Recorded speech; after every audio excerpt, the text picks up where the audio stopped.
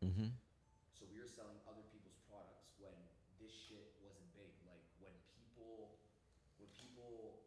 were just starting to create their online programs, I'm like, these people are gonna need salespeople, right? They're not gonna want to sell their own shit because I Right. started my own sales program, and then, dude, it just started blowing up because everybody started to become content creators in 2017 and 2018.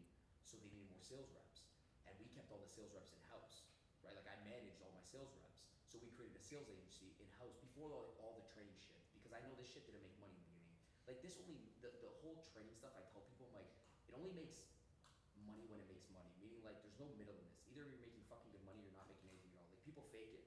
You know, they're like, oh yeah, I'm a millionaire. I'm like, good, dude, you made it for 1 month. But like, can you do well in coaching every single year? You know what I mean? Like do 6 figures a month Mm-hmm. every single year because anybody can make 6 figures in coaching quick. But so I Pass your built up phone. It's right here. just like you.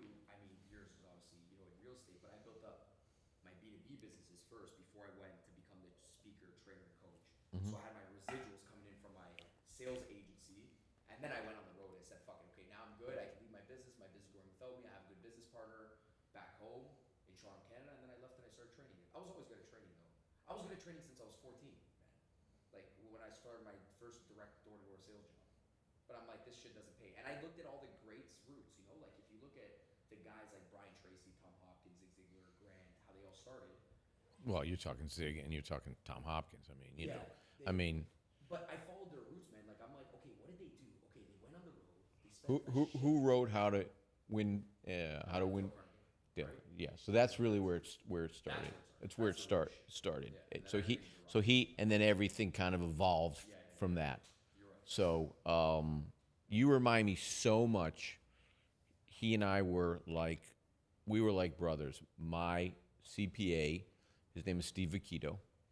His partner dies, has an aneurysm. He dies. Gets a key man policy settlement, and he says to me, Mark, I've been your accountant for a decade. Well, you want to teach me the real estate business? I said, well, you were in it. You failed. Yeah. And he goes, only you would say that to me, and I wouldn't hit you. I'm like, no, no. He goes, I said, yeah. I said, you want to come in? Yeah. I said, you can come in. I'll move the things around. You can have an office next to me. So he comes in. Hurricane Andrew hits, 1992. You're not born yet. Yeah. Next Okay. year. All of Kendall gets destroyed. So we take all of our liquidity and we go to Kendall and we buy 12 deals for nothing. You know, pennies on the dollar. So when it was getting destroyed, you bought 12 It deals. got destroyed from a hurricane, Hurricane Andrew. We called him Saint Andrew. Stuff that we owned, which was like at 87% occupancy, it filled up because units just got destroyed and people had to move. So I taught him the business, and comes to me one day. We did about, I don't know, 400 million together. And he comes to me, he goes, I'm going to start my own company. I said, why? I said, we're doing great. He says, because I want to do this, I want to do that. You know, I don't want you, and, you know, you always call the shots. I'm like, I never call the shots. I'm like, you run the numbers. Yeah, yeah. So I said, look, here, take our management company, okay? This is my number. He's like, I agree, buy you out. So I said, but I'm going to keep my units that I had before you. And he's like, okay. So his company was called Adveneer. Built it to, he's worth a couple billion, and he built it to about 25,000 units. Maybe he's got 30,000 units Wow. now. So when you drive up Biscayne in Aventura, you can see his sign, Adveneer. So me, I'm always here. I'm an under the radar guy. I don't want people to know what I have. But you remind me of him. He's the most amazing guy. But you guys don't have the business together anymore. No, I mean, Yeah. we're still friends. But, Yeah, yeah, you yeah, know, yeah. He doesn't really. He brought his brother in. His brother kind of runs things. So Wow. 25,000 units, huh? I probably did more than that, but we didn't want to over. But you still have your units. I have some units. Yeah. Like a lot? No, maybe 8,000 8,000 units? And what type of units are we talking? apartments, multifamily. Multifamily, right? Communities. Yeah. Yeah. So is it sort of similar to like Grant's approach? No, Grant's approaches. He uses other people's money. We use institutional equity. Because he does all his funding. He does all his funding online, which is, we're starting a group and we're teaching affluent people the multifamily space. And then we're going to buy a deal as a group. And we'll financially engineer it with debt and then equity or pref, mezzanine, equity. And then whatever the last little piece is, either I'll put it in or the people in the group will put it in. Got it. Because I've realized that people know nothing about real estate. And you have all these guys teaching these things, and everything they're teaching them, it's really not true. It's bullshit. Yeah. Yeah, of course. I know. I mean, I don't know. You probably don't have time to ever watch any of the stuff that I post. No, I've watched it. But I watched it. These guys just, I love it. Yeah.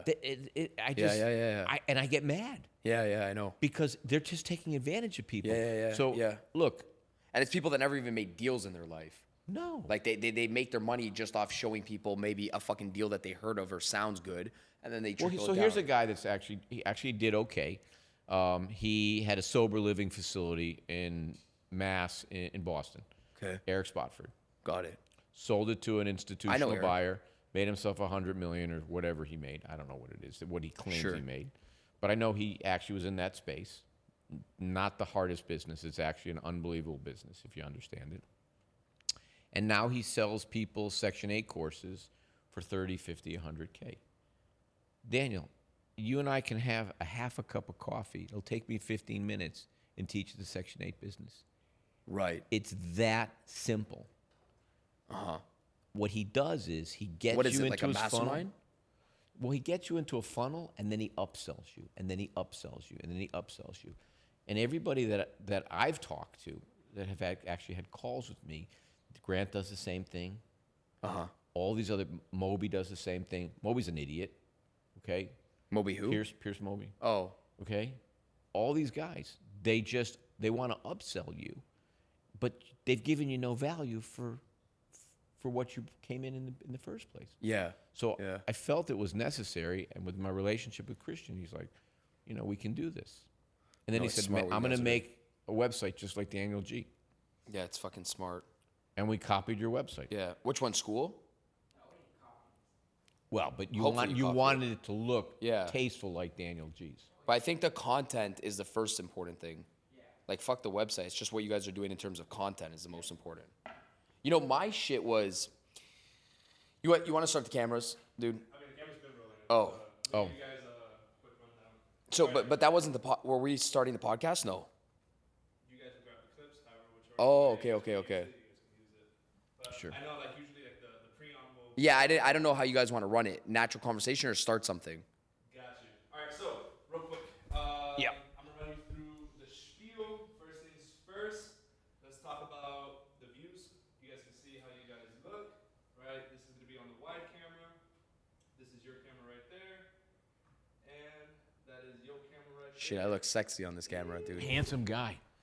All right, awesome. So, this is going to be your camera at whichever point you want to Yeah. present anything to the audience specifically. That'll be your camera. So this is the one we talk shit into. Yes. Got it. 100%. Got it. And The one in the middle. wide, Okay. And if you have anything to say, this is going to be your camera here. Got it. Okay? All right, perfect. Steve, you ever watch Mark's content or no? No, I haven't. You haven't? No. He's remember in in Dubai when I was doing straight shots at people. He just does that. He just takes shots at people. He just boom, let me take a fucking shot.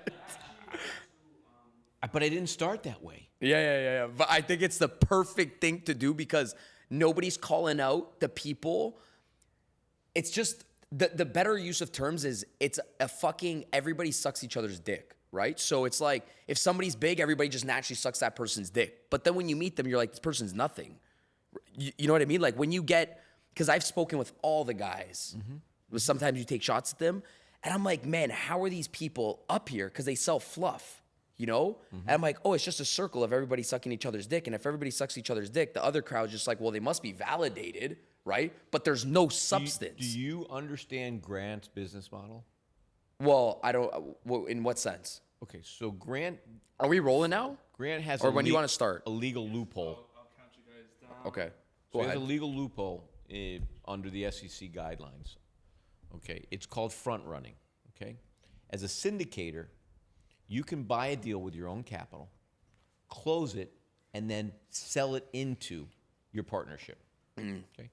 That used to be done in the olden days with the Reg D syndicators. Grant figured out he could blow up on social media and raise money from people who are unaccredited investors. Right. Accredited investors has a Isn't it suitability only accredited? I know requirement. it is, yeah. Isn't it Suitability only requirement. accredited though? He did No, unaccredited now? no, he does what's called a Reg A Tier 2, Got it. and then he stacks them. So Reg A Tier 2 allows you to raise $75 million from Johnny Everybody, and he can invest up to 10% of his earned income. So guy makes $30,000, he can invest $10,000, 10% of that. So he can invest $3,000. Got it. So Grant started out doing that, and then he moved into bigger ticket people. But Yeah. he still pulls it all together, and what he does is he does not one $75 million Reg A Tier 2. He does 4 at once. So he raises $300 million. Then he takes that money, and he will buy a deal, and then he'll sell that deal. So say he buys a deal at $100 million. He sells it into the partnership for $125 to $150. He takes that money and puts it in his pocket. Then he pays out that 6% return. Sure. He doesn't buy deals where he adds any value. He buys deals where he allows the appreciation through inflation to push the deal. So rents are going to go up, Sure. and he's going to see some appreciation. He'll buy a deal like he'll buy this deal over here, and he'll pay on a capitalization rate somewhere between a 2 and a 3. He claims he buys 4. Now, and I know him, and when I run into him, he's usually with his Sabina, his daughter. Last time I saw him, we were at a conference in Vegas, and he's only about he's an inch taller than us, and he's really a nice guy. Yeah. I've done events with him. But he's really only cares about money. Yeah. But he's good at what he does. He buys nice properties. He had who was running his stuff? I want to say Wells was running about $3 billion worth of his stuff, and they imploded. They're out of Texas. They imploded, so he had to switch. I forgot who he switched to. He might have switched to like Asset Living or Barnes Noble, Barnes Group. They're out of Houston, and they run 100,000 units. So he does good, but I think it's become just all about money. I mean, he does great with sales training. I mean, he does sell that. Yeah. So- Yeah. I mean, they still do because that brings That's them their in a bread lot and of butter. money. I think their real estate group is only maybe 15 or 25 really? people. Yeah, Yeah, but I think they make more in real estate than he does in sales trading. of course you do. Yeah, he's not making it in sales trading. So whatever he's taken before, he's taken that money and he's then bought assets. Correct. Yeah. And that was smart. Yeah. Alrighty, so we are ready to go. I'm gonna give you guys a countdown for you guys to get everything locked and loaded. We do have the clock on the top, so we're good until 10:30. 10:30. Yes, Go. that's like what the Okay. Go. I'll never make it because I'm old. I'm going to have to take a bathroom break. Yeah. Yeah, Soon. alright, all good. So we're locked and loaded, recording. We're live in 3, 2, 1. So how do you guys want to do this? You guys want to do this like in a podcast format where you're interviewing Daniel? Daniel is the big celebrity. Okay. We're just chatting. I'm just new to all this shit, and it's just become insane what's going on. And Yeah. I don't understand it all, but you mean, if I saw you in a restaurant, I'd walk up to you and say, Daniel, I watch your clips, and my sales went from here to there by just listening to some of the simple things that you would say. And I'm like, holy shit, this guy had an influence and changed my life. So maybe I should buy him a dinner because I didn't pay him for this stuff. He just put it out on the internet. And it's like common sense stuff. Yeah. But the way you explain it helped me, because he would send me Clips. clips of you. Yeah, And he'd say, no, Mark, do it like Daniel. Yeah. Do it like this. Yeah.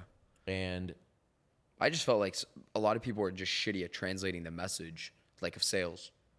Like I'm like the person that I wish I had growing up inside of sales, because all the sales people that I fucking liked, they ended up selling out.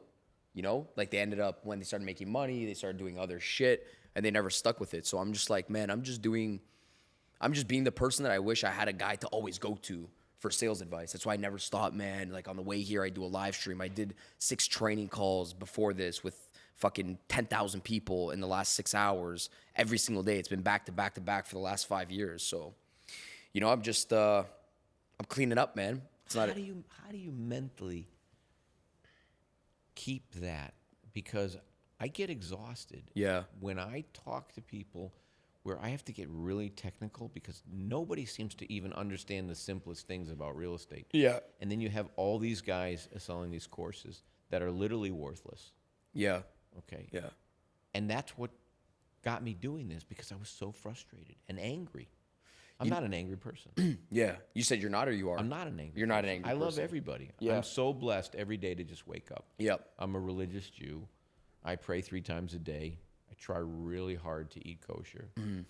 Turn my phone off on Friday night. You know, it's funny. People think the opposite when they watch you. They're like, "Man, this guy's probably such a jackass." You know that, right?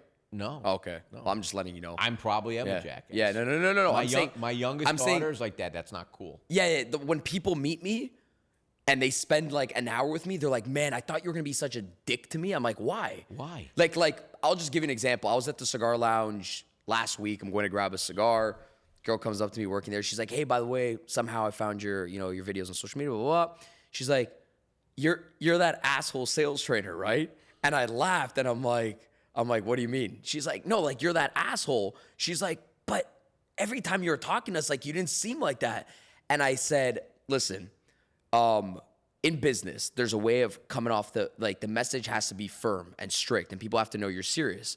So I say, when you're watching your videos, you're just trying to communicate the message, and there's a little bit of emphasis and oomph to the message, right? Like I said, there's always emphasis to the message on social media. And what people don't understand, I said, it's social media, right? Like, so when I say media, you think of like when there's a camera, you have to be on, you have to turn it up a volume, right? You have to turn it up an extra volume to get the message across people. You got to break the mold. You got to grab their attention sometimes, right? So what I was saying to you, it's like when I was saying, I'm like, people, when they watch your videos, because I feel like you and I have the same communication, they're probably like, "Man, this guy must be such a jackass." But then you're just giving them the reality of business. And sometimes the reality is like, it's hard for people to digest. People don't like it. Like, people don't like the reality. So like, they like things that are a little bit weaker and soft, and it sounds good. And they like when people tell them, "Hey, you can click a button and become a millionaire." Oh, that's nice. So they like that shit. Like, people love it. We're in this world where it's like 15 seconds, I can become a millionaire, because that's what you're programmed. So it's like, man, how do I buy this course and I'm going to have 5,000 Airbnb apartments and become a millionaire? Click, let me go buy. So I'm the guy that's like the total opposite message, because I always fuck up these people's automation business, because I say, it's work skill first, all this business automation, click, have a 6-pack abs fucking second, right? So I've always been the guy that's like, no. There's nobody that's gonna get up to the gym and do the fucking push-ups for you. Like, if somebody's telling you, you want to make passive income, I say, whoa, take a step back for a second. First, how do you have a skill to make income first? Then can you make that money, turn it into some sort of passive income? When somebody just selling you an automated system right away, I take 10 steps back. That's me first. I'm a worker though, by trade. Like, this is just me. This is my opinion. I fucking work, dude. I love working. Well, what you just said is so exact to the point. The first time I met you, I've talked to you on the phone. Yeah. You came in, we shook hands, you gave me a hug, okay? Today, I don't know if that's more prevalent or less prevalent, but growing up as a child, my father wasn't really great at showing his emotion. And as he got older and as I became an adult and a father, he became more outgoing, more affectionate, telling me, "I love you, I'm proud of you, son." And I wish he was still around. He passed away when he was 74. So I always tell these kids that send me a message, "Why are you trying to grow up so fast? Why do you want to buy real estate now? Finish high school, go to college, okay? and I did a video about you don't need to go to college. There are people that need to go to college, and there are people that don't. Okay? And what do you get out of college? You get really social skills, living on your own, showing up, achieving something by doing your coursework and passing a test. Everything else, forget it. You're not going to learn how to go into the car business. Sure. You're not going to learn manufacturing. But there are people that need to go to college because they want to become a lawyer, a doctor, an engineer, a dentist, an accountant. But you walked in and you're just 150% totally genuine, and what you see is what you get, and that's the way I am. And when I see these people selling this stuff, it's absolutely offensive. When if you really want to learn about real estate, my mother was kind enough to give me a book by a gentleman named Robert G. Allen, and he wrote a book back in the 80s, early 80s, called Nothing Down. And he was the father of all these real estate things, okay? He was the guy that taught the guy at Midnight, Carlton Sheets, or Thomas Vu. I don't know if you ever heard of these guys. But they were on a yacht, and you could buy my course. Back then, it was probably 8-track tapes. Sure, yeah. You probably don't know what an 8-track tape is. Yeah, of course. And you could become wealthy without anything. And most people don't realize you got to get up at 4:30. Yep. You have to create a ritual. Yep. You have to grind. You're going to get your head cracked open, and you got to just keep on pushing forward. And when I listen to your clips that helped me to engage myself at age 64 to work and become a better person, you didn't even know you were helping me. Yeah, crazy. And then you'll have all these people that are profiting off of people's naivete and their lack of knowledge, when this should be the most exciting and the largest purchase someone should do, is buying a home. Then they have the ability to buy an investment property, and they don't even know, or they're not even teaching them about these very narrow ways to do things, or they're very wide, but they're just not publicized. People don't talk about like a 203K loan program where you can borrow up to 110% of what you want. Right. And you can have a crappy credit score. And I don't get it. Why is this going on? And why are people spending their money that they're working their ass off for to do this? Why is it happening? No, again, it's the attention span, I think, of consumers, man. Just think of it like, just think of how we're consuming information. Everybody wants fast now. Like everybody just wants fast. If you check, there's an interesting stat. I don't think anybody ever checks this, but this is an interesting stat, right? So if you were to go to your social media and you go to your Instagram, I'm sure somebody else, deals with your Instagram, Chris or whatever, but like, imagine I were just to put on a video, right? So let's just put on, I don't know, I'm going to put on a video right now. I have my phone. Somebody took it. So I just put on any random video, right? So I go to view insights, right? This reel was how many seconds long? This reel was 40 seconds long. Now, if somebody knows my sales content, it's super heavy hitting. I'm always making jokes. I'm always having fun. Like I try to make sales as exciting as possible to keep people engaged, right? This reel is 40 seconds long. Now, I think I'm a badass because whatever, it got 100,000 views, 1,000 shares. Watch time. Watch this. This is cool. I don't think nobody looks at this. So you think you're a badass, right? Daniel G thinks he's cool. 190 hours of watch time. 40-second reel. Now I think I'm even more badass. Oh, you're not. The average watch time of this reel is 8 seconds. The reel was 40 seconds. The average fucking person listened to this reel for 8 seconds. So they watched it less than 25%. Less. That's what I'm saying. So you think you're like, man, I'm getting all these views. Man, people won't even watch your reel for 8 seconds. Just think of the attention span of today's consumer. And I look at results today, and that's exactly how people buy. They're like, I'm going to click a button, I'm going to become successful. 8 seconds. That was a random video I picked out. I didn't tee that up, right? Like the average probably watch time is anywhere between 10 to 15 seconds on my reel. That one was bad, so I even threw myself under the bus even more. But like, man, it just goes to show, I'm like, fuck, like, I tell people, I'm like, nobody's gonna do the reps for you, right? And that's what people want. It's like, I was just telling a team right now an hour before, I'm like, hey guys, nobody should ever care about your business more than you care about like your own business. Like nobody should care about, growing your business more than you care about your own business. And if you're waiting for that, you're gonna wait a lifetime and you're gonna die and nobody's ever gonna give a shit. Not even your mom. Like, I know as crazy as that sounds, they're gonna cheer you on, but they'll never care about your fucking business more than you care about your own business. Like, you gotta care about your health more than anybody else cares about your health.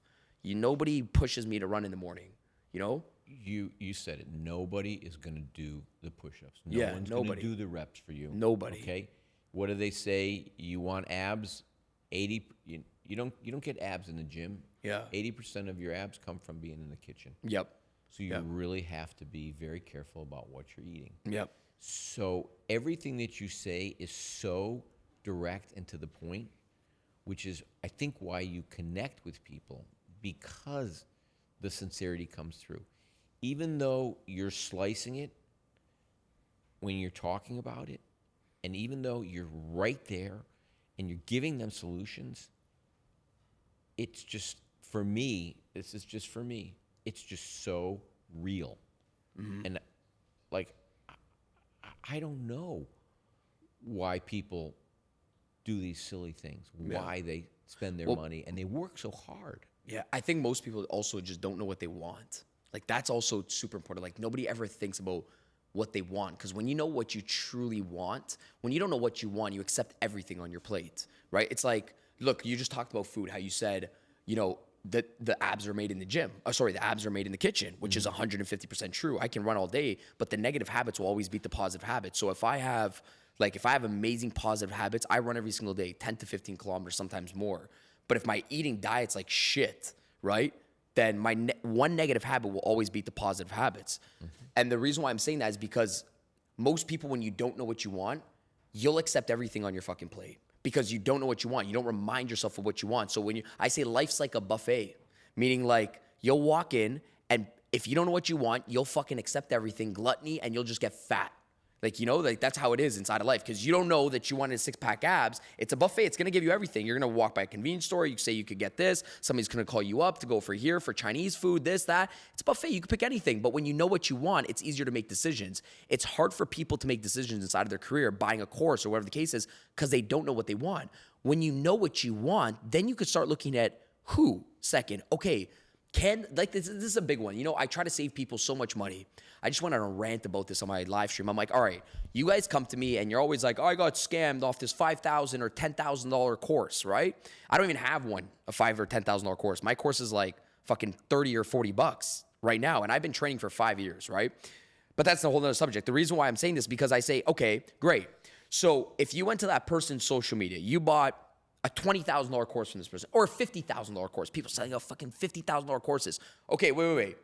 You're complaining to me that you bought a $50,000 course and you got scammed, right? I think you're the dummy. Why? It's your fault. Because if you went back to that person's fucking profile, that person gave you no value on nothing. So what did you buy off? An 8-second ad that said, I'm going to make you a millionaire? That's your fault. What can you learn from this? Because this is all life. It's a buffet. You don't know what you want, so you don't even know what to look for. I say if the person couldn't make you a dime for fucking free, I would be skeptical on what they could do for the back end. Maybe they're gatekeeping all their secrets. I have nothing to gatekeep. Nothing. Like, I go on my social media and I pour on all day because I'm going to be okay. I have more. If I want to sell a fucking course, I can even talk more and more and more. Of course, social media can only give 60 seconds in these clips, so maybe we can do 60 minutes. But I think 90% of people that I've met, they're like, dude, I just watch your social media and I've closed deals. So I say, build a brand. Yeah. If you're building a brand, try to make people money before you even sell them shit. That's a good way to start off building your brand. Like, if you want to build a brand, can you make somebody a fucking dollar before they pay you $1? I think that's a great way. If somebody's like trying to brand, I'm like, dude, can you make your audience money without them paying you $1 first? Because now your heart's going to be into it. Now you're going to be like, wait, before I sell them shit. And if you can't, if you're constantly trying to gatekeep all your best secrets, it means you don't know shit at all about the business. Like, you know what I mean? Like, here's a simple thing, okay? You ask a guy, he says, I'm in the real estate business. I'm a builder. I build homes, okay? It's just simple. I'm always checking it. And maybe this is what caused this. So you ask them, well, what goes down first when you're building a house? And they're like, well, the foundation. First thing I say to him, you've never built shit because the footer goes down. The footer goes to the ground. It levels the ground. The foundation goes on the footer, okay? And now I started to realize that people are just basically full of shit. Right. And when we started all this in April, I mean, Wow. I think we did our first video April 16th. I wrote a course, everything I know about real estate for the smaller investor, and we filmed it, and we loaded it up on June 8th. We put the website up like 2 weeks before that, and it's not a lot, but organically, because we don't advertise, the community's grown to about 70 people. Wow. And we do an hour of Q&As and an hour of deal calls. So I had this young lady, she's out of Dallas. Her name's Lydia, really engaging, and she has found 3 deals, and she just did her first one. Now, it's not a big deal, okay? But the same principles, if you buy 1,000 units, work when you buy 1. You'd go through the same process. So she found this house in St. Louis, where I actually did a video because somebody challenged me that I couldn't buy a property online for less than $100,000. She bought a property, was listed for 45. She bought it for 40. Needed a new roof, needed a few things. She went through Section 8, got a Section 8 resident that has a voucher for $1,294, so call it $1,300. And it's generating her now that she did it, and she did it all with cash, and now she's putting a HELOC on it. The new value is 110 because of the value proposition of the new rent and the minor tweaks that she did on simple things that I do in my portfolio. And I told her, do this. We don't paint walls anything but white, flat, and gloss on the trim. You can get your paint from Glidden. You buy them in fibers. We buy them by the skid by 144, and then we'd have them drop ship. But she called me today because I gave her my cell phone. Right. Because I just connected with her.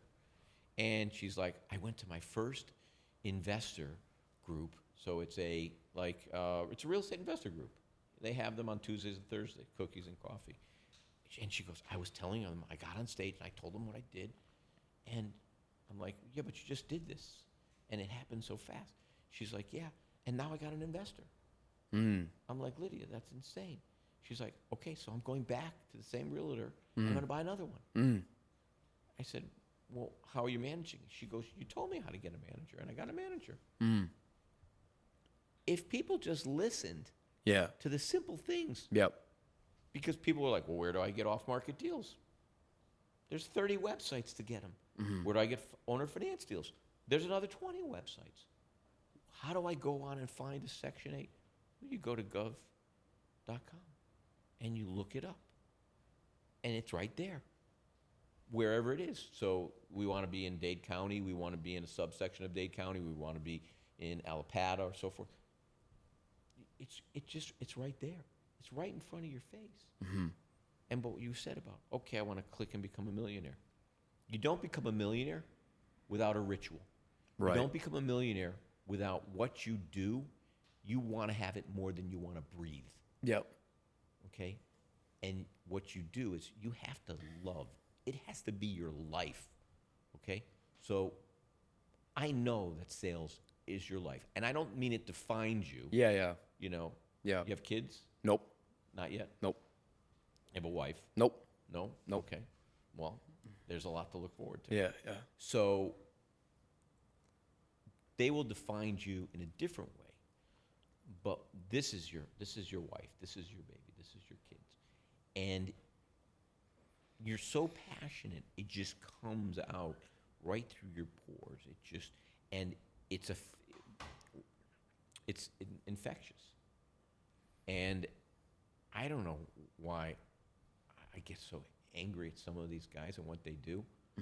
We just had a reaction video. This kid said that you can open up an LLC and the same day you can get a $50,000 credit card. I'm like, oh, great.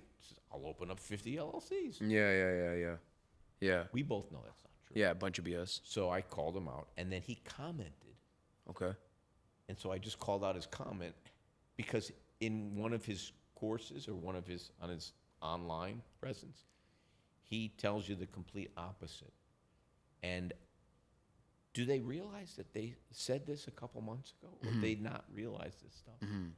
Yeah, and sometimes like, financial advice is very critical.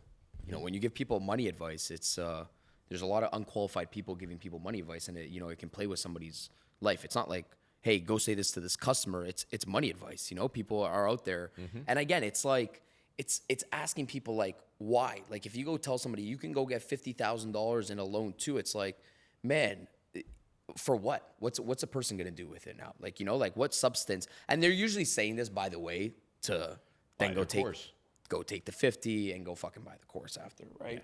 Yes. Yeah. Go fund the course that's 10,000 or 50,000, whatever the case is. But yeah, I always say, man, it's with people, I love when people can give substance first, give substance, and also people on the back end of courses. It's like we've been training in our courses now for 5 years, 2018, so 6 years, and we've never stopped. And there's calls going every single week. Never stopped. I'm the trainer. There's no other trainers inside of my program. I'm the trainer. I just finished a community call right now, an hour ago.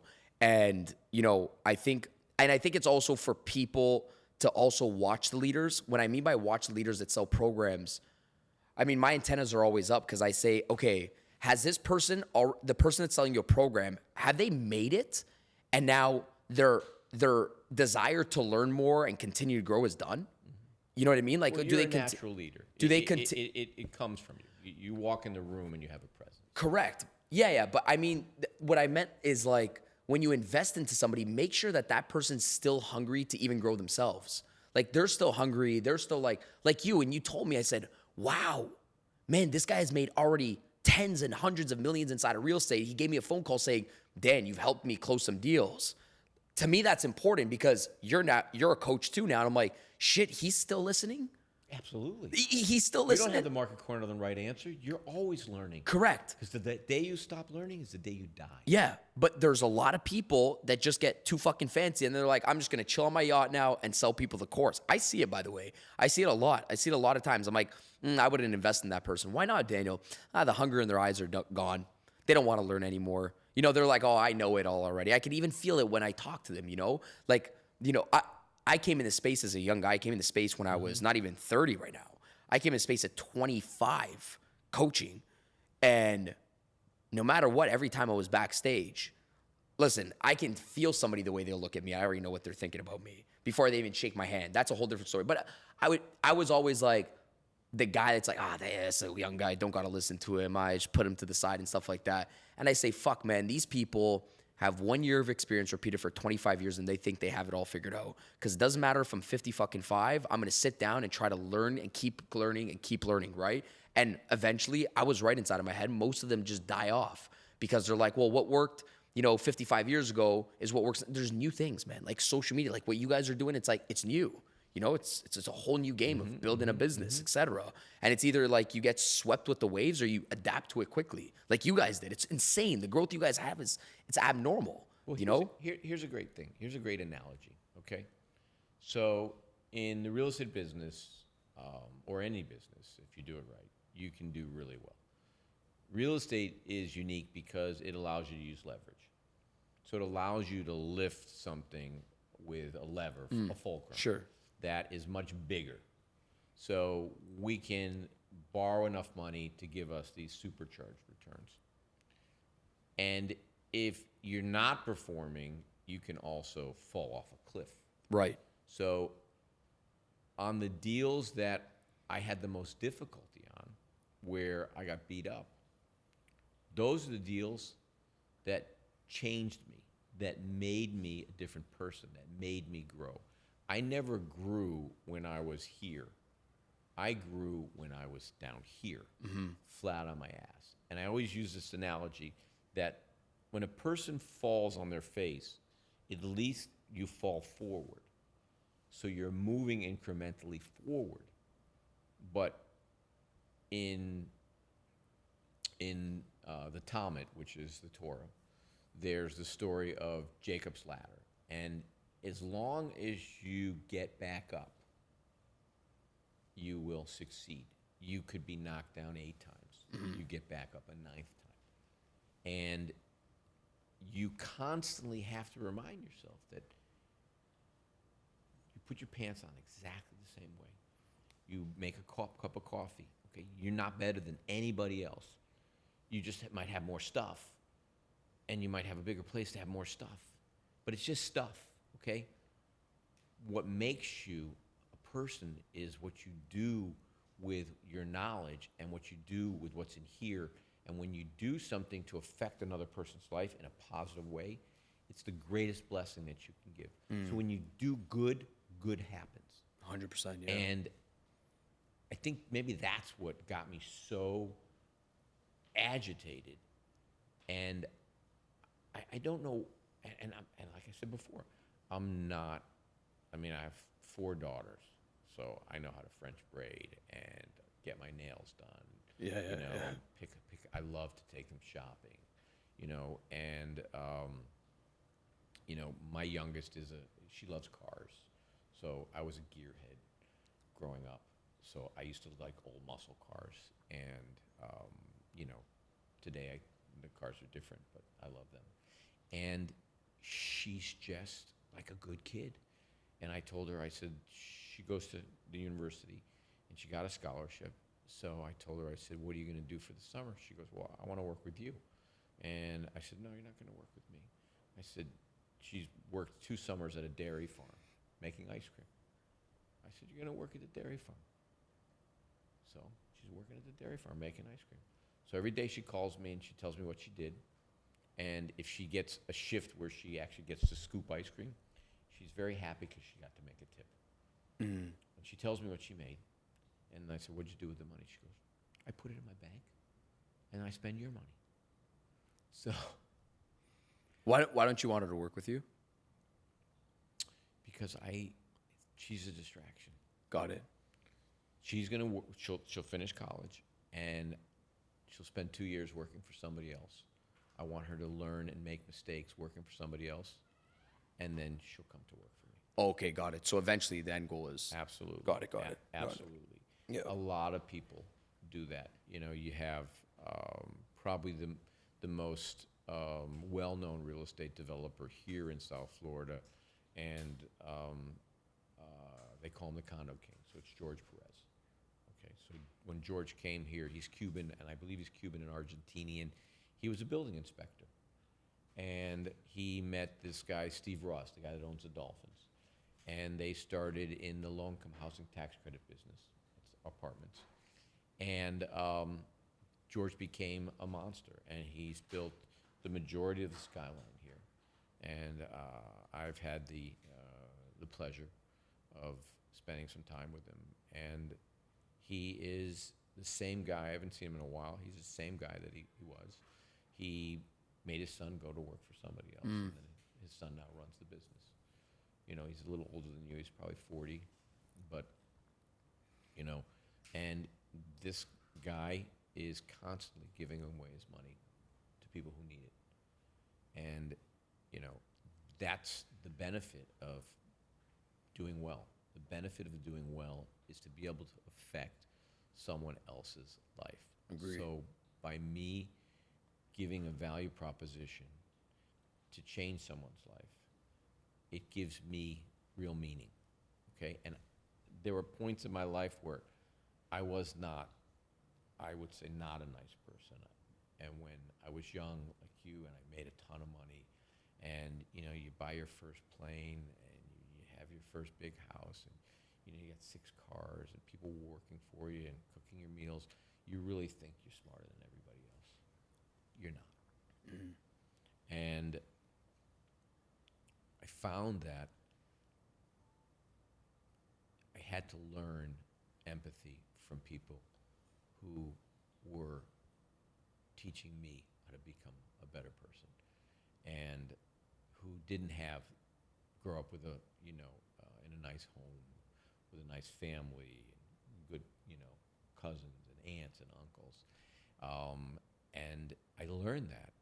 And, you think everybody, fathers, does well.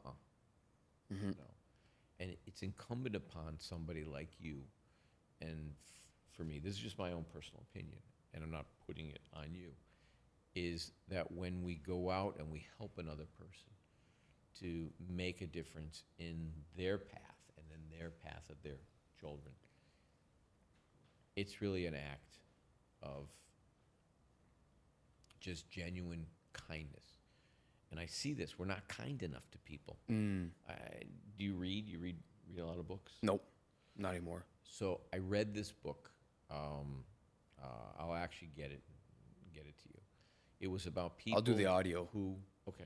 Yeah. Yeah. So when you ask, do you Audible. read? I love Audible. I consume video and audio. Yeah. So when I'm at the gym, I'm listening Yeah. to the book. So this book is about people that took their life off the Golden Gate Bridge. And there's a gentleman that he survived. He jumped. He broke his legs, his pelvis. He really screwed himself up. And after they went to his apartment, and there was on the table a letter. And it was in an envelope. They opened it up.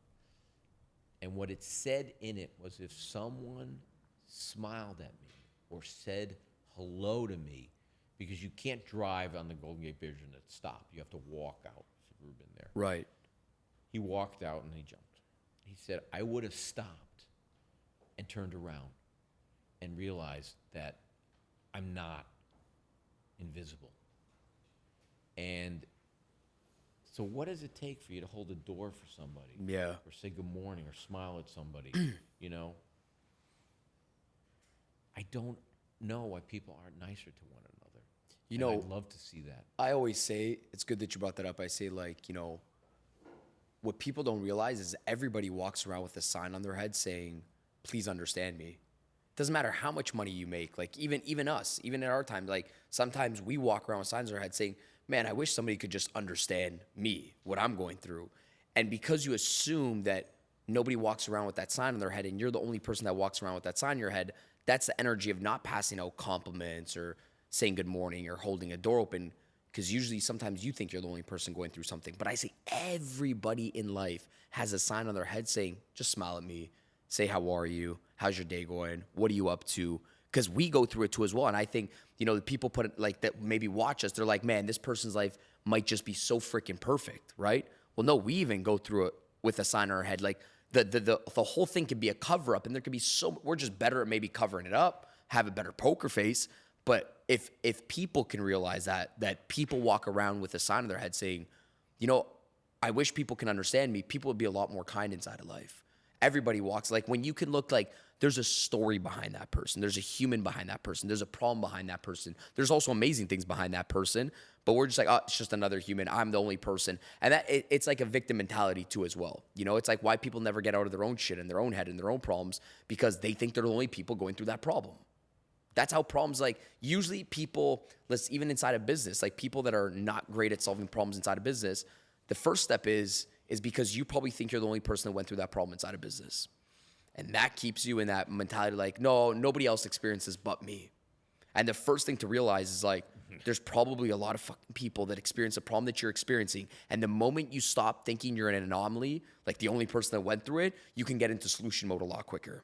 Oh, of course. You know what I mean? Like the moment you're like, wait, I'm not the only person that has a month-end fucking money problem. Probably my next door neighbor, another next door neighbor has a month-end money problem too and can't pay their mortgage and is figuring it out too as well. I'm not the only person. Then you can kind of like calm down and say, okay, what can I do now?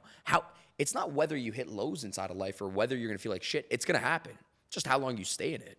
Like that shit's going to happen. You're always going to have a money problem, or if it's not a money problem, a relationship problem. If it's not a money and a relationship problem, a business problem. Just how long you stay in it, how long you want to, bask in the problem, right?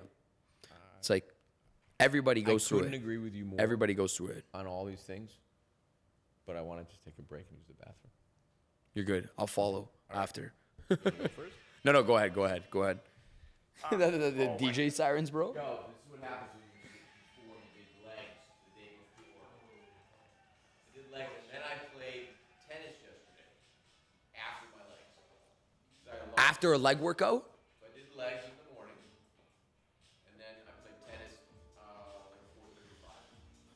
shit. I play squash. You know what that is? Yeah, that's my sport. Yeah. It's also hard. You know what I started playing? Paddle? My friends at my temple was like, you gotta come and play Paddle? pickleball. Oh, pickleball. I don't know the difference. But it's an easier game to get actually to go. Like in Miami Beach, there's 6 courts. You can just go there. Yeah. Pick up, and nobody's there.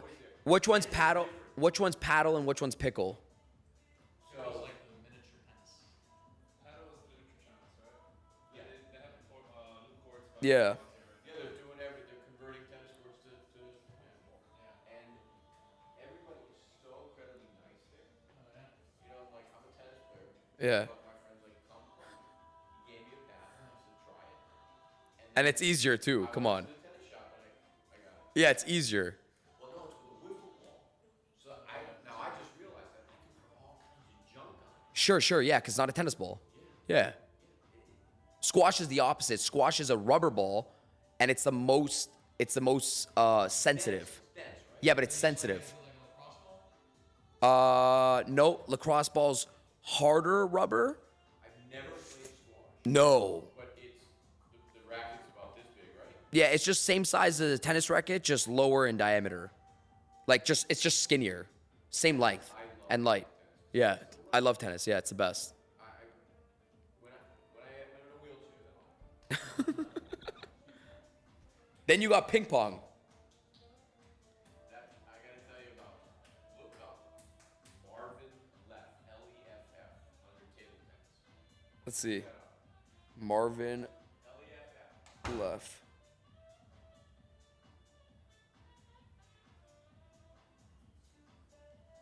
I'm good, Steve.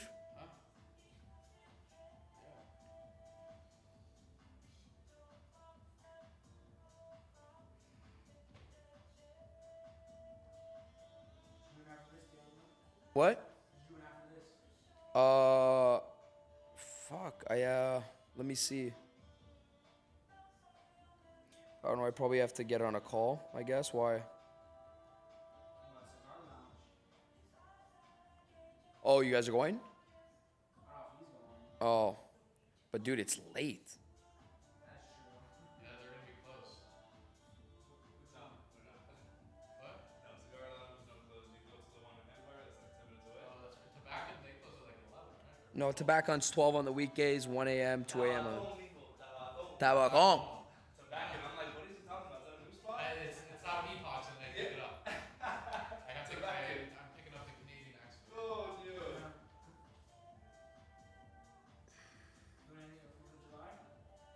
Oh, tomorrow's 4th of July, right? Yeah. Man, fuck, I don't even know what people do. It's my first 4th of July in America. I think I've always been traveling on 4th. Like, what do people do? Just fucking hang out and drink? A little boat or a big boat? Not big. Like 60 foot? 70 foot? 50 foot? 150 foot? Oh. Bro, prices right now on July 4th are insane. Like 50, 45, 50. Did you collect money from Josh yet? For what? I don't know. I just felt like asking him. You know why I asked that? Because he shot the way I know him is because him and Steve were doing some like work for Josh, like a podcast, right? So that's how I met Chris. That's how I met him. So I just felt like asking you, did you ever get paid by Josh? Never really worked. Oh. Oh, really? That's a typical Josh one too, eh, Steve? Just get people over to just grind. So you didn't Did you find the table tennis guy? Yeah, but it didn't show. It showed 89 now. This is my uncle. Naples, right? Naples. He played in Naples. Fort Myers. Oh. Marvin Leff, right? Marvin Leff table tennis. It says Naples Daily News. Yeah, so that was the thing that they did on him. So Why was that? He hustled his way for University of Miami, Oh. playing table tennis, and let's see, let me see if I can pick up. Call Uncle Marvin. I think he won maybe 3 For table tennis? We don't call it ping pong. We call it table tennis. Yeah. Let me try to work. See if it picks up. So Daniel, if you want to see the fireworks at night, Tomorrow or tonight? Tomorrow. Tomorrow night, we might leave to Canada. Yeah, Friday morning. Marvino. Yes, dearie. Hey, I got a question for you. How many U.S. Opens did you win? Can you remember in '89? I could beat your ass playing table tennis still, right now. Yeah, I'd probably be lucky if I got 3 points off you. I don't, you mean doubles and singles? Yeah. Doubles. I don't know, maybe 12 or something. Only 12? You know, I'm going to have to disown you. I actually have you on the speaker. Wow. Here with an amazing young man.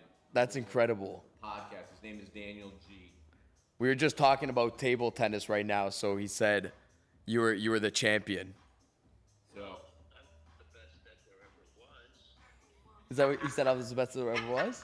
and modest and handsome. Yeah. I love it. He used to be taller than me. Now he's shorter than me. That's what happens, huh? Yeah.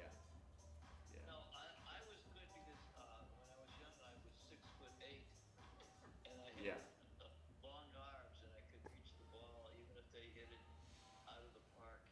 Yeah. I could run it down, and then I would call you, Mark. You know, the funny thing is, I never tell anybody that I actually was a college tailback. Really? Yeah, played Division II. Yeah. He remembers me when I was huge. I was $190. Really? Yeah. Holy shit! A Always buck ran 90? Ran 4.5. Yeah. Yeah. Holy jeez. Yeah. 190 Uncle Marv, pounds? how big was I? You were It's my ear. you were like a house, a moving house on Yeah. wheels. Yeah. And I'm still going through the trauma of you making me use that Mickey Mouse cardboard dresser, you know, when I lived with you guys for 6 months. And I'm still in therapy for that. Hey, you probably should be getting some therapy. Yeah, definitely. Just for that, though. Just for that. Okay. Yeah. Yeah. Not everything else. Not my first wife that used to beat me. No. All right. I love you guys. Take care. All See right, ya. Thanks, Uncle Have a Mark. good night. Bye. You too. You too, Mark. Marv. Mark. He taught me so much shit. Wow. So 12 U.S. Opens? Yeah. Yeah. Wow. Crazy. Wow. Yeah. Man, I fucked up this mic. You, by far, my guy. Yeah. I always pay attention to people. Yeah, I touched the most. Oh my goodness. I'm swinging it around. I love it. Yeah, because nothing's in my hand. So I got to touch it, something. I'm like, bro, this guy got OCD, bro. Like, he's fidgeting out here. He's just like. Jay, when I'm on stage, sometimes I'll forget that I have a mic, How do you do it? that I put my mic down. How do you do it on stage? No, like, you hear what I'm like this, and I'm like, you guys gotta work harder, and my mic's here, I'm like, oh shit, I forgot, my mic's here. Because I'm playing with anything that's in my hand. Yeah. So if you're watching me, first I got this, and then I'm starting to go like this after, then I'm adjusting, I'm like, let me move it a little bit more back here. Gotta have fun. Well, but at least I can't get comfortable because my legs are still. I can't even sit on the toilet. That's Really? why he knows you. He knows you. He's like, you know what? Put the lab on it. Yeah. Even that thing will go flying. Yeah. You know how much lav mics, bro, we lose, and fucking cables and shit? That's what's up. You ready to use the restroom? I think Chris in there. What's up, Chris? Yeah? Yeah. Yo, what lens is that? That one. This right here The camo? has a very specific name. Right there. Donkey dick? It's called Donkey Dick. Oh, Nice. nice. It's 70 to 200. Oh, 70 to 200. 2.8. That's the G Master. Yeah, that's the one I told What do you use it? Oh. What is it? What is it? Oh man. What is this it right good here, for? Look, you guys are gonna find out. in It's the incredible. next 10 seconds, you're gonna be able to find out. Bro, This right here gives you the blurry, buttery backgrounds and foregrounds for your photos. So you guys can see now, like I'm gonna airdrop you guys the photos after the podcast. Yeah. Bro, like I'm talking about. I've never seen any of the podcasts because he doesn't let me see this stuff. it's not done He's gatekeeping it. No, it's like I don't even know what this stuff is. It's like this is all so damn new to me. Yeah. And, I barely know how to use a damn phone. So what I recommend now. I still use an iPad. I won't use a computer. What I recommend now is like you guys go through a quick rapid fire test and have the intentionality to answer those questions within 60 seconds. So you guys can actually grab some like. I don't know what questions to ask. Do you have questions? I can ask questions. Okay. Why don't you do it, bro? Do what? Why don't you ask us the questions and we rip? I'll do it right now. Can somebody charge us? Bro, can you charge us? Real breasts or implants? Real breasts or implants? Yeah. Natural or implants? Fuck, that's tough. Implants. Natural. Fuck. No, implants. Natural. No, implants. Natural. My Actually, girl implants. has the nicest. Don't film this. She has the nicest natural breasts, but we got to make them bigger. That's a hard one, actually. I've been in therapy. I have a breast issue. I ask him I have an issue with that. why can't you date girls here in Miami? Well, I met this girl. But in you're married, Miami. no? Or no, not anymore. She's moving in with me. Oh, okay, you're not August 1st. No, my first wife used to throw shit at me. She was violent. What do you think of Andrew Tate? I think he's a straight up asshole. Yeah. That G Master, it's a V2, so it's super lighter. Oh, that's the only difference, right? Oh, pretty good. But I can put that in on a freaking stabilizer and get those high compression shots completely stabilized. Bro, it's a next. What's a high compression shot? What does it look like? High compression pretty much is like when you have the center subject and then you have the background. Highly compressed, so it looks like the background's right there. So it goes right through it, but the background looks like it's right up against my back. Exactly. Compared to like the That's regular crazy. Yeah, no. Look. How do you do that? How do you know to do that? Look at that. Look at that. Who's that? Boom. I look fucking pissed off. That's clean. That's raw, no edit. That's raw, no edit. Like,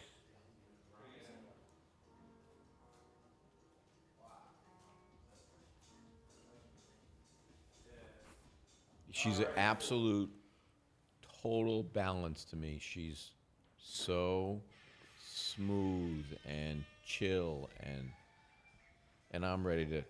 I'm type A++. Right. So Talk about how he helped you get better at sales. You want to do rapid fire? Yeah, I'll say, or even with that, just go in on a subject so that way, because like the whole intention, the whole pace of the podcast is I know like this is like one of like the first like 2 handfuls of podcasts that you've been doing. this is the second one I did. Okay, yeah, perfect. So like usually you want to just bro like this is an interview, you know, like ask those questions, like get deep, get personal, and see exactly what Daniel G is all about, and then like vice versa. So Got it. this is the opportunity because how many people see Daniel G on stage from all over the world and would love to sit here right now and ask him questions? Got You it. know, so like that's like kind of like, Dude, that's a lot of fucking wires. hey, don't worry about it, don't worry about it. Holy shit. I was just looking at that right now. I just looked at that. I'm like, holy jeez, bro. And here's my ADHD or my obsessive compulsive. I would want to straighten up the wires and roll them. It's a lot, dude. My partner, I'm like, But it makes it look cool. we're gonna do a whole Wall, so you can't see it. just wall. You guys won't see them. You don't live here though, do you, Jay? Sometimes? Yes, depending on like the workload. So like for example, Right. between Go all the home. content I gotta upload, edit, Yeah. and all that, like I'm just gonna crash upstairs. Yeah, of course. Yeah, it makes sense. Kill 2 birds, 1 stone. I like that, dude. It's crash pad. I like that. Alrighty. So, alright, we're back in the program. Let me go back here. Boom. So, boobs? Oh, no. Move your ass. Mark can respond to that. You can take a take on it. So whatever questions get answered. I'm not gonna take that one. So, but yeah, implants for sure. Bum. Alright, so let's run it. Let's get back into it. All right. So what do you got for me? Rapid fire. I mean, you guys should rapid fire us, and then we can go and we can ask. I'm good. I'm off the hook, so you guys can ask anything. Hard top or convertible? Hard top or convertible? Miami convertible. Ragtop, absolutely. I fucked it Rag. up though.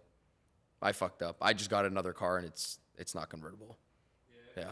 Yeah, I fucked up. So congratulations on the rolls, bro. Yeah, thank you, bro. That's what's up. Nice. I yeah, I nice. mean, I should have Color? blue. Baby blue. Favorite color. Baby blue. Favorite color. Just cuz I'm in Miami. Actually, all my cars have been baby blue, man. Whoa, I've whoa, hold on one second. Did you get Wes Watson's approval? Wes Watson's approval. Did he tell you it was the right rolls to I've never get? talked to him before. Because he certainly has an opinion about things. Of Rolls Royces? Yeah. Really? He has like 9 of them.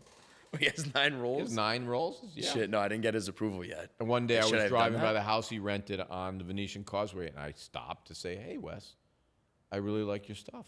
Yeah. And he said to me, yo, bro, leave me the fuck alone. Yo. I'm Yeah. like, that was it. I'm like, what did I do? I just wanted to tell you how great you were. So, Right. Steve, what was our interaction? Wait. Can you turn cameras? No, I'm joking. yeah. It was similar to that. It was Danny went to, say what you said, and he's like, what? He's just like, get out of my face, basically, Look, I was driving downtown because I'm over there. That's where I live. And I saw him out there. It was early in the morning. All I was doing was putting my window down. And I was like, Wes, and I wanted to say thank you because he does say some good things. And I felt like, holy shit, what did I just do? I soiled myself. I don't even know what I did. Yeah. And I just realized he's just so angry because he's probably on so much juice. Yeah. I never watched any of his stuff. I don't like So- I don't see it like I think I did an event I don't know where was it? It was in LA, Albert Presso's. Oh, that's where it was. Okay, yeah, LA. I think I just said what up to him because I seen it on Albert's flyer, but I've never. Ended up watching your whole talk afterwards. Oh, really? Yeah. I mean, man, I don't even know personally. I actually don't know. I don't know what he does. I actually don't know what he does. Like I don't know what he does either. So I don't know. So I had What a does he do? connection. I think he's a fitness coach or Oh, whatever. okay. I had a connection through Grant's old sales manager, who's a friend of mine, and his name's Isaac. And he grew up as a religious Jew in Paris, and then he got away from because a lot of kids that grow up forced to be religious, they push back. So he pushed back. I want to say he's like a 4th degree black belt. He's a kid's hands are like scary. Was in the Israeli army, one of the just a tough guy, and so he left Grant. And that's a whole nother story. And he started a fitness training business, and he became one of Wes's disciples. Oh, okay. And that's how I got turned on to. Oh, okay, Wes, got it. Because I would follow my friend Isaac, and it would just naturally go. So to he's a Wes's. fitness coach. Right. And we always agreed to disagree because I really respect Isaac. And then Isaac said, "You know what? I've been paying this guy, and I'm not making any money." Right. After like a year. And I said, "Well, what are you making money from?" He goes, "I have a roofing business." He lives out in Seattle. He used to live here in Miami. I'm like, triple down on your roofing business. You're Yeah. good at it. Yeah. And he's crushing it now. Yeah. So it's like, okay, there you go. You're good Yeah. at this. Yeah. You're good at sales. Okay? You're good at customer relations. You're good at coordinating. You've built a team, and you're making an incredible living. Okay? When I say an incredible living, I think he probably makes $200,000-300,000 a month. Yeah. Okay? Well, that's incredible. Selling roofs. That's okay? incredible. Most people don't make $30,000 a year Yeah. in this country. 40,000, 50. So, and I get offended by people with they're so mentally disconnected from real America. I mean, Miami's like that. Yeah. But there's also really good people here in Miami. It's a social media too, though, man. It is. Yeah. It is. Like it is. Like it's. I try to put on the message of work. I love that message. Like I love. Listen. I train, of course, a lot of entrepreneurs, people in network marketing. I don't know if you know what that is. Network marketing, door-to-door sales, B2B sales. But I tell people, I'm like, there's so many good sales jobs, meaning like if you go to like Indeed, you could just type in sales, inside sales job, and just find a great freaking sales job, like inside sales. And because I started my career from telemarketing, and then telemarketing went to inside sales went to inside sales account management. Like people don't even know these jobs exist. There's big software companies that need inside sales reps to sell their softwares online or whatever the case is. There's so many great jobs, and I never, because everybody's on the entrepreneurship message 24/7 on social media, and then the job and the work message is fucking gone. Like this is important.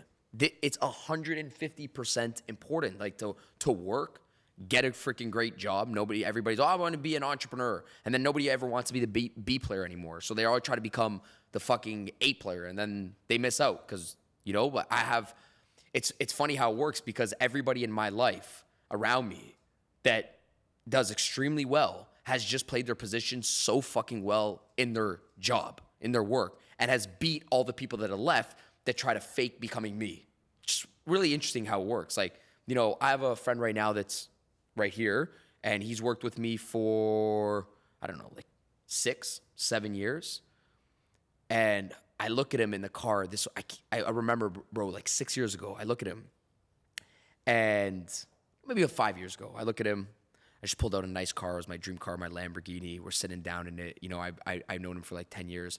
I turned to him. I'm like, Tony, be the best fucking B player, and you'll smash all these people in this office, right? He wasn't even in sales at the time. You'll smash all these guys, because all these guys have egos, and they all want to be like me way too fast. I said, be the best fucking B player, and you will beat all of these people in the office. And I said, own it. Like, show up. I said, and I started teaching him things where it didn't make sense to other people. I'm like show up and be like, how can I fill up Daniel's pockets? And he's like, well, what do you mean? I'm like, I'm not saying I need more money, but don't look at me and have an ego towards me. The method is like, No. it's like, hey, how do I, like, the guys that make money come in and they're like, let's make fucking Daniel rich. Because if I make Daniel rich, Daniel has, like, company momentum equals into personal momentum, right? Absolutely. So, and then you go on, and he's the only guy in my office. Can you fucking believe it? He's the only guy in my office, after 5 years of being a worker, a hard worker, has over 10 properties personally with no people, like nobody to support him, right? 10 properties, okay? Nice. 10 properties himself, Yep. right? Came to the country with nothing, Toronto, Canada, I'm talking about, not here, with nothing in his pocket, 10 properties, still works for me till today, and, invested all the money that he worked in for me today, invested it out, because he owned being the fucking B player. And I'm like, if so many people, and just did the right things with the money, And by the way, didn't even make the salary of like $500,000 a year, where people are like, oh, you're poor if you're making $500,000 a year. Dude, he didn't make that. He has 10 fucking properties, and he didn't make that. And in 10 years, he could fucking retire and laugh at everybody that was saying that, because he did the right things with his money and owned being the B player and wasn't trying to be a fake A player. It's just super. This is the way I see it. I'm like, everybody's trying to be fake. I was just like, he's doing it the right way. And he has beautiful cars too, and figured out a way how to fucking have beautiful cars too and live a beautiful life, right? So, I don't know, too many people are just trying to fake it.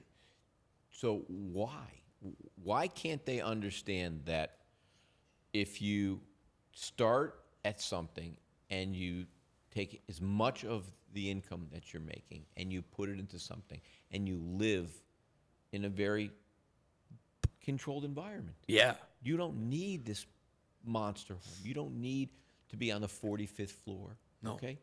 You could come to Miami and you can buy a condo for 120 grand and have a beautiful view downtown that's sitting on the market for 6 months. All you got to do is go out and look for it.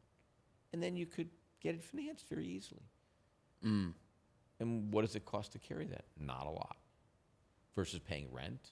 But everything that you said resonates so much. But the problem is everybody wants everything now. Give it to me now. Okay, real estate's not that way. Real estate is methodical and pragmatic. It's not a rocket ship. It's a steady upward climb. Okay? And when you learn how to do it, it's very replicatable. So when you learn how to sell, or when you learn the path to conquering objection, okay? And those were the things that I was watching. Myself, from yeah, you. yeah. Yeah. I said, wow, this makes so much sense. Why am I not saying that when I'm talking to somebody? And in anything you're selling, because sales is everything. Yeah, yep. But people can tell that a person who's selling is full of crap, or a person that's selling because they really believe in what they're selling. And like these crazy guys, I don't even know what they're saying. Yeah. I don't even understand it because it makes zero sense to me. When guy says, well, the government rewards me by me not paying any taxes, and they are happy that I'm buying apartments. Oh, really? Did the Biden administration call you and say, hey, thanks for buying that apartment building and fixing it up? Where do they come up? Where do they say these things? Yeah, yeah. Are they in an alternate universe? Yeah. Cut you off, but somebody on live right now, somebody asked, currently own 250 units, Yep. best advice is scale to 1,000. Well, first of all, let me congratulate you and say that's amazing, because most people don't ever get out of bed and buy their first unit. And thank you for calling it units, because I don't know where this whole doors things came up with, because we talk about units. The best way for you to scale is exactly what you did to get to the 250 units, but you need to find yourself a market that you want to work in. And I will tell you, Texas right now, there are deals everywhere. There are assets that are being sold everywhere. And set a bar and say, I'm only going to buy 250 units on my next acquisition, and then go out and do it.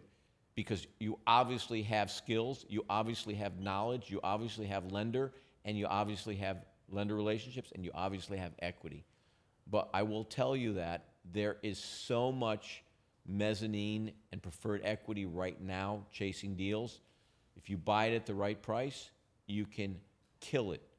And I just saw a deal that came in from one of my underwriters, and it's 192 units, and they did amazingly renovating it, but they took a bridge, the bridge recalculated, they can't refinance it, so they're forced to sell it.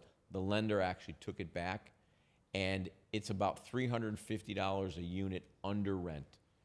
So if it's 192 units, let's take it simple, 200 units, and we can raise the rents over a 12-month period, the cycle, boom, it's a $15 million up if you just buy it and raise the rents. Wow.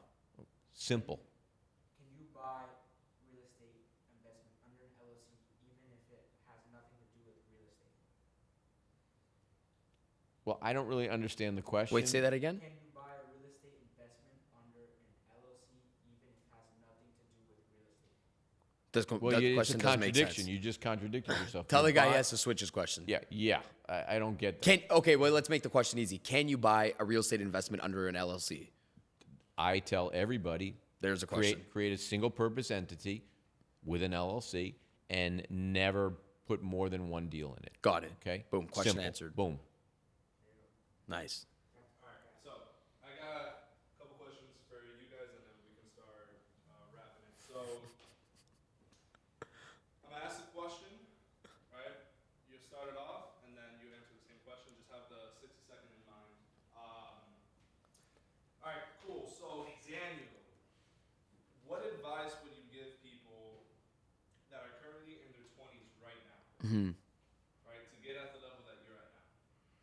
What advice would I give somebody? Yes, like 20-year-old dude. If you can go back in time, travel back in time. Yeah. Give your 20-year-old advice. What advice would you give? Mop the floor is the best. That's always my advice. Meaning, like, you know, whatever you're in right now is going to dictate where you're in the next 10 years. So when I said mop the floor is the best, it's like most people are like, well, fuck this. I don't want to mop the floors because I'm working here. I'm literally using the analogy. It's like, you know, if you want to become an entrepreneur, like treat the place where you're in right now like your business. Everything that I've ever touched, I always touched it like it was my own. So everything I ever did, number one, I always just played to being the best. You know, I always say money second when you're the best. Money second when you're the best. So like being the best, it's a whole nother drive than just making the most money, because being the best means you constantly got to level up your skill set, right? So I always say it's like, do things the best, become the best. Money will always be second. Like when I started my sales training business, I didn't think about money. I thought about, hey, how do I become the best sales trainer? And what led was a different way of leading my business, because I'm like, wait, in order to be the best, what are the best doing right now? I got to do more than them. Meaning like, okay, if they're in person doing events, I'm going to do an in-person event. I'm going to go to that event, do an in-person event, and then when I leave the event, I'm going to do a live stream. That it required me to do more, because that's what it takes to be the best. And then guess what happens? Income slowly starts to follow. When your work ethic is high and your skills are high, income's just, the third thing that comes, right? So I say mop the best, like mop the hardest, mop the best, and then income follows. That's the way I see it. 20-year-old self. But that's still there. That was only like 20-year-olds. That's I just have nothing to add to that, because it's so exact. And it's insane, because today everybody wants to be, they want to walk in the door and they want to be the boss. Yeah. Bring my coffee. Clean my desk. Do this, do that for me. I don't even understand that mentality. Yeah. You need to be able to grind it out every day. You need to be better than anyone, and you need to be the best guy. Yep. When you work for somebody, you need to put them way ahead of yourself. Money comes. Yeah. Money comes and goes. Money is fungible. Doesn't know where it comes from. Doesn't know where it goes. Okay. But if you work, you will make money. If you get up every day and you grind it, you're gonna do, and that's what you do. You get up every day. You just told me you're having 100. You're on the road 100 days out of the year. Yeah. Okay, all over the world. 250 250 days out of the year. Yeah. Here, 100.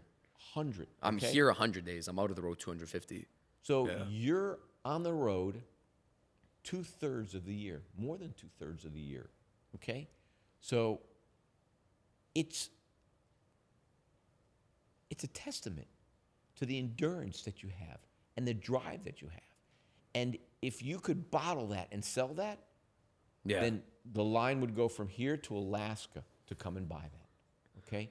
If you could open up a bottle of water and wake up one day and say, you know what? I'm going to get up every day at 4:30. I'm going to get up every day at 4. Not because it's quiet, because that's when I really can think, but because I'm going to get up and I'm going to achieve all these things, and I'm going to do it because I want to do it. I want to be better. I'm going to make things better, and then the money will follow. Yep. It just comes. Awesome. I love that. All right.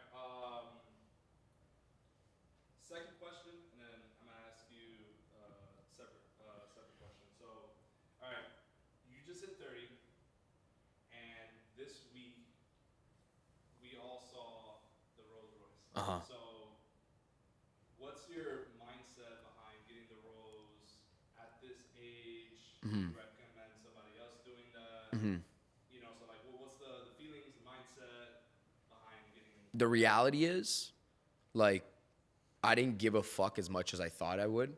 But, like, I made money since I was young, because I started sales since I was 14, right? So I made money. Like, I bought my first cool car when I was 25. And Me too. And 25? Yeah. My first Porsche convertible. First Porsche, yeah. Yeah, I think, I can't remember. I think I was 25, 24. Blue? Blue, yeah. Okay, Blue mine and was white white, then interior. I painted it blue, I think. But yeah, man, it's funny when the car, the true story was this. It's funny how it works, because I got the car, I was working that night in my office, and somebody said, oh, bro, you have a car delivery coming from my office. They're like, you have a car delivery coming. I'm like, and I completely tuned it out. I was still on a call. I looked at my car delivery. I forgot about the car. So I'm working, and then Steve's like, yo, your Rolls Royce is downstairs. I'm like, no fucking way, the Rolls Royce is downstairs. So as I was walking down, I'm like, this is why majority of people would never have this fucking Rolls Royce. Like, the thought hit my head in 2.5 seconds. I'm like, I completely forgot that I bought a Rolls Royce, whatever, like a month ago, right? Because we bought it in Canada and it was getting shipped over to here, right? And I'm like, that's the reason why I got it, because I'm so into the work fucking mode that I forgot even the trophy was coming. So when it came out, I'm like, this is why people never fucking have it. Because I'm on a call at 10 p.m. at nighttime. I get a text and saying your Rolls Royce was here.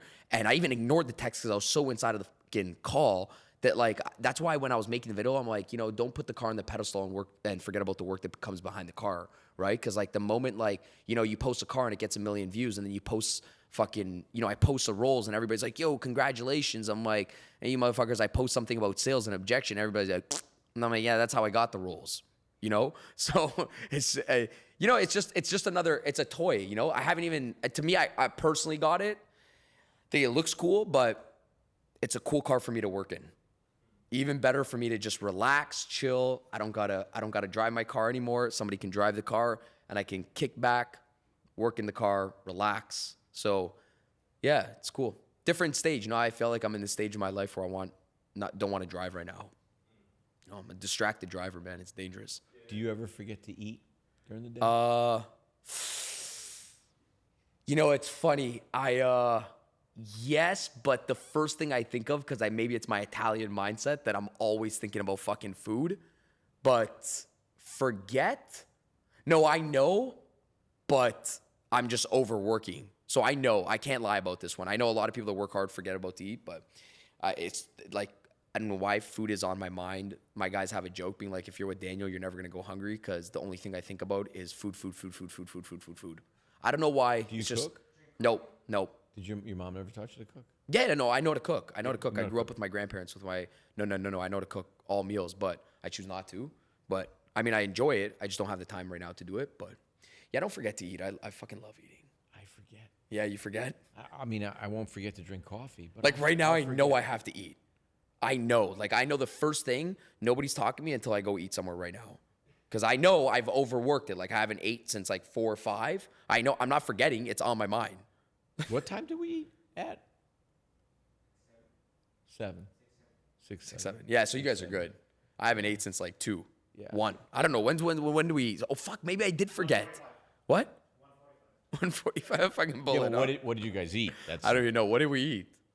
We had turkey sandwich, Okay. Trump National Golf, and I had Trump burger. No, you're just trying to show off that we were at the Trump. Awesome. Yes. I like that. All right, and my question to you. He's got my vote. He's got my vote For what? for whatever he wants to do. Oh, Trump? Of Yeah, absolutely. yeah. Absolutely. He just comes here and loves going to the Trump. Absolutely. Trump burger. I mean, Doral used to be a garbage dump. I don't know if you know that. You from Miami? Yeah, it literally was. It It's was a waste dump. That's what Doral was 30 years ago. He has the best hotel. I don't give a fuck what people say. He has the best properties. Decent. So my question to you is, I remember you briefly mentioned it, so I want to go ahead and capitalize that. You said that you own a jet. Or you owned a jet. Past Oh. tense. Past tense. Yeah. So tell us. Because I never talk about my toys. Oh. Because then I feel like I'm capitulating to all these other fakers. But do you think you will eventually? Like, because you just got on social media, right? So it's you. I don't think so. You've been 3 months on social media. I don't think so because I don't really feel like I need to show people what I have. So when you can walk into a lender and borrow $200-300 million, $400 million, and buy something or build something of real substance and make a difference, then that's enough for me. I've never owned a Rolls. I don't have any aspirations. I'm a simple guy. What's simple? I'm a Porsche guy. I'm a Rover guy. I just like them. My kids like Audis. I don't think a Porsche is simple. So, okay. So I'm not driving my Chevy Volt today. Okay. Like maybe but a Kia simple. Kia? Yeah. But Kia makes a decent car, though. Yeah. They make a good car. But Porsche's a fucking nice car. Okay. So The reason why I asked you this, Mark, why? Because the way I see it, you know your shit in real estate. Now, some people, the way I look at people, it's like sometimes you got to break the mold from people. Meaning, like, I understand why people market the way they do, like why they have a jet and why they promote the jet and stuff, because some people would need to see that first to be like, oh, so the person is actually making something and you can actually serve them back. And what I don't agree with is people that just sell the lifestyle and then there's shit to offer in the back end, right? I don't promote lifestyle. I'm not a big promoter of lifestyle. I used to in like 6 years ago when I first started. But, you know, people buy me because of my skill sets, right? They buy into me because of my skill sets. It's a very high skill set. And the value that they get is even more than most people give out there. Yeah. Okay? Yeah. I think, you know what I like about, you know what I really like about social media now? 5 years ago, before now you're in it, it used to just be promote the jet, promote the car, promote it. And now what I love is like people don't give a shit about what you have. They care about what you can do for them now. Because anybody now can rent a fucking Lamborghini for $4,000 a month or whatever a Lamborghini cost is. So now I'm like, okay, I'm winning because all these people are showing off their lifestyle and people are coming in, they're like, what the fuck can this person do for me? And another thing is like, you can fake all the people that aren't making money online, sure. But let's see if the real people that are making tens of millions of dollars come and hire you. Let's see if companies come and hire you and pay for your shit. Because that's a whole nother of influence in sales. Like, I get paid by corporations every single week. That's a big difference. Influencing an A player and influencing people that aren't making money, those are two different types of people smelling bullshit. Because these guys at the top, they could smell if you're bullshitting. And I say, the people that you think are cool online, they don't get fucking hired by people, or they're not with the people that are actually making the money because they can smell the bullshit from far, you know? So that's the craziest thing that's happened with me out of nowhere. And Christian will. People are reaching out to me that are saying, look, I want to give you this. I want to give you that. Do this for me. I'm like, why? I don't need it. I don't need this for you. And somebody who you know calls me, and I called him back because I call everybody back. And he said, I created Grant, and I want to partner with you, and I want to do what you do. And I said, well, why do I need your help? I don't need your help. He created Grant? Yeah, this is a guy who says he created Grant's platform. Oh. You know what I'm talking about? Sure. So, I mean, Grant creates Grant, by the way. absolutely. Yeah. Absolutely. Nobody creates anybody. Yeah. Okay. I get it, though. I Yeah. get what people are saying. It's a big So- statement. And I'm getting all these people that are reaching out, and I don't even understand why, because you don't even know me. Okay, you see a clip, and I tell you something that's actually correct. Well, where are all the people that you know? And what do I need your help for? Because I've been doing this for 40 years without your help. So when, like recently, we bought a deal. It was taken back, and it was owned by a public company, taken back, built in 2016, magnificent 26-story apartment deal, just under 400 units, and we bought it at about 60 cents on the dollar for the debt. So now we have to clear the title that way. And one investor, guy owns a currency trading firm, he said, how much? I said, this is what it is. He says, okay. How much you gonna put in? How much skin you gonna have? I said, okay. And we bought it. He wouldn't have exposure to that deal because he's not a real estate guy, but he wants to be in that space. So I don't know how I got off on the tangent. Yeah. because That's my ADHD No, same. going. Yeah. So All right, perfect. You guys got any final thoughts, final messages to the viewers? Is it live? I guess the whole point of this show is just work your ass off. So if you guys are watching right now and you guys are watching the show, you know, don't have an ego to making somebody rich or building people above you, right? Like, that's the whole point of business too as well. Like, you got to understand the ladder of business. Everybody earns their spot, you know? If you guys are watching, like, don't say I deserve to be like that person. If you already deserve to be like that person, you would have what the person has. You know, like, just earn it. Like, I was telling my guy yesterday, he was complaining and bitching. So, oh, but you know, man, how do these people make it? I deserve to be there. I'm like, you indicated that you're giving up. You know, like when you say you deserve some shit, you've already taken your foot off the pedal. But you don't deserve anything. Yeah, I'm like, just come to me and be like, yo, how do we earn to get to where that guy's getting? I'm like, okay, now you want to work. You know what I mean? Like when you say I deserve to be like that person, you fucking gave up. So, you know, my message was this: if you guys are watching, was, you know, don't have an ego to making the person above you rich. Don't have that. You know, there's always gonna be more weight above you. You know, you're never gonna outbeat the weight. There's always gonna be more weight. There's always gonna be more money. You know, and eventually one day you work hard enough. You put whatever you believe in under the sense of obligation, it will feel like it owes you a little bit more money. The world will be like, you know what? This guy earned a little bit more money. Let me pay him. It's going to meet you where you're freaking at. It's going to meet your value where you're at, right? So I did a call today and I said, you know, this company's trying to fill up an event. And they were telling their team, you know, that we were doing this event in Minneapolis. There's 20,000 people at this event. And they're like, guys, we need to sell 30,000 tickets. And I stop and pause and I say, wait, guys, what the fuck? There's already 20,000 tickets sold for this company, right? I was doing a training call for them, and they're like, yeah.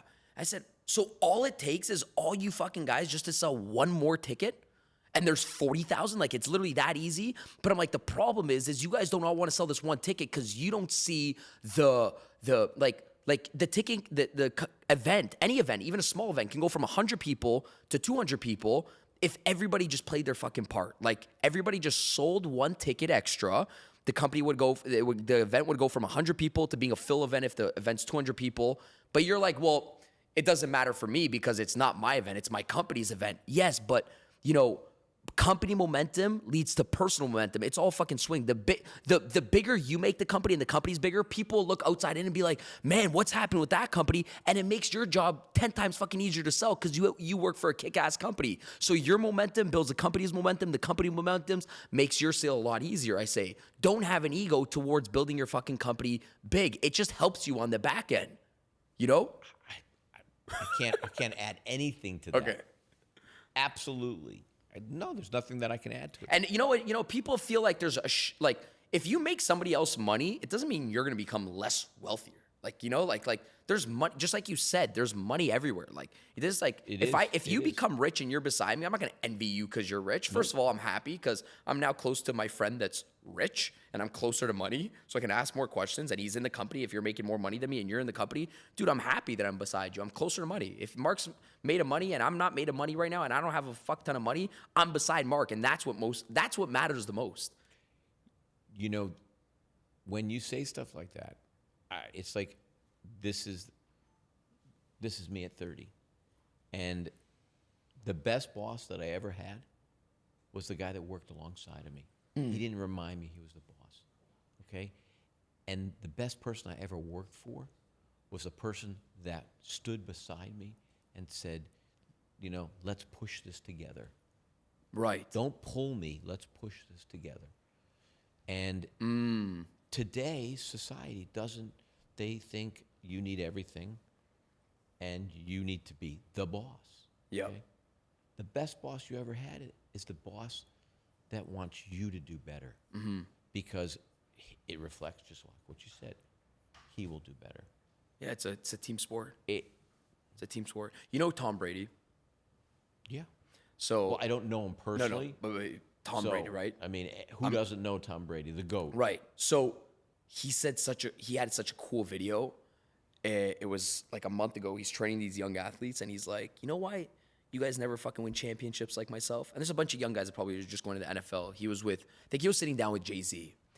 And he's like, he's like, I won championships. I have championship rings because when we played, the whole fucking team wanted to win together. He's like, now when people play, they play for the highlight reels and social fucking media. And then you never win a championship ring. It's the dig me, we used to call it. Right. Why do you wear your socks like that? Why do you do this? Why do you tape your wrist like that? It's all dig me. Right. You know, why do you tape up your jersey so it looks like it's a half jersey? Because you want to look cool, and you don't get out on the field until your family gets there, and then they're like, oh, yeah, now I can go. No. No. Football is 11 people. It's the greatest sport there is, okay? But it's not just 11 people. It's everybody there. It's that day in, day out, grinding, pushing, doing everything. And even the guys that ran the, I'll call it kamikaze squad, for the starters, They're getting their ass beat, but they're showing up every day. And they're not a scholarship player. And when you see these videos of this guy that gets a scholarship, it makes me, inside it makes me so warm. I'm like, oh my God. Yeah. It's the most beautiful. amazing thing. Yeah. So, Yeah, but it's team. Like I love sports. I compare it to business because I say like everybody has to play their position with heart and not try to just be the highlight reel. Like if everybody focused on, hey, everybody plays their position the right way. Don't focus on egos. We don't need the highlight reel. We got to make sure like everybody plays their part on the team. If there's a 1-point conversion, man, everybody has to play their part right. Practice. If the defensive line doesn't defend with their heart, then they get fucking tackled and the guy can't snap the ball. If the snapper snaps it too far to the right, then the guy that's setting the ball can't set it because it went too far to the right. The guy that's setting the ball, I'm not a football player, so I'm using probably the wrong terms. The guy that's setting the ball, if he has butterfingers, if he has butterfingers, he can't set it so the guy can't kick it. If the guy can't kick it properly, he doesn't hit the conversion. I'm like, everybody has to play their part on the team in order even just for a fucking point to go through. Everybody has to play it as a team. So I think this is just like, business. Nobody wants to play as the team anymore. Everybody wants to be the superstar, Like everybody, I'm the self-made millionaire, whatever the case is. Like I want to play as a team. I want everybody, to come in, play as a team, and everybody wins. When the team wins, then you win your championship ring. When the team wins, then you got your ring for the rest of your life. the most successful businesses function as one. Right. And that's it. There's no ego. Ego doesn't make you money. You can't eat ego. Okay? But when you put that aside and you say to the other person, you know what? I don't know how to do this. Could you help me? When you humble yourself and you ask somebody for help, that's the moment that you grow. That's the moment that you accelerate where you're going. That's it. So Love it. Good. Good shit. Try to give a little bit of oomph at the end, A little bit of oomph. nice. Alright, awesome. Yeah. Who has my cell? You have my cell? We should be at 50. You're amazing. This was fun. Really amazing. I should have. Playing squad. I was fighting him yesterday.